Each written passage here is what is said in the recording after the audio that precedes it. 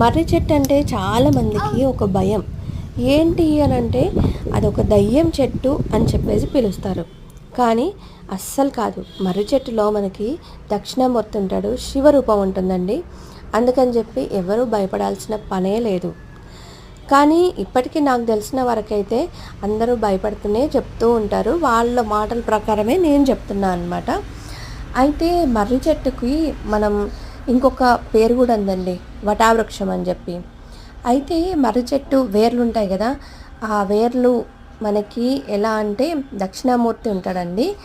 ఆ దక్షిణామూర్తికి మనం పిల్లలకి చదువు కోసం అని చెప్పేసి దక్షిణామూర్తిని ఎక్కువ పూజిస్తారు.